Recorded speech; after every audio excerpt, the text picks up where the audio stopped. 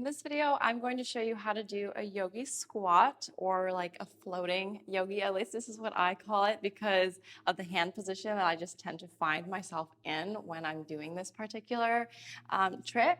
So you do need to do this from a climb. Um, Essentially, what needs to happen is you really need to think about sending your weight back away from the pole for this one. Okay, so I'll show you from this view first, back view, just so you can see my leg positioning, and then I'll show you from the side so that you can see my hips and torso positioning a little bit better. You don't have to do this from very high up, just a little bit so that your bottom foot is off the ground. Okay, so I'll come into a climb here. Now, once I'm in a climb, you don't want your hips too low, so pull up just a little bit. And then with the leg that's in front of the pole, you're going to, so push with your forearm to help with this transition, externally rotate like this and hook the pole around your knee pit. So my leg is above my bottom knee.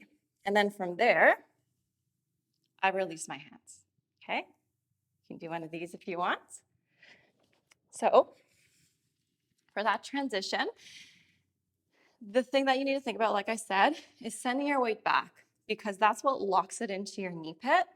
So when I'm here, I'm thinking about moving my weight back because just like when you're standing and say you're falling to the side and you grip with your hand, you'll feel the pull like press into your hand the further you lean away, and it'll give you more grip.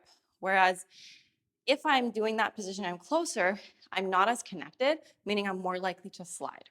So when I'm there, I'm thinking about pulling my hips and my chest away, tilting my pelvis, and really pressing my bottom shin into the pole. So there's a push through my bottom shin, and then a security, or more like a pull with this top leg, okay? So I'll do this from this side now.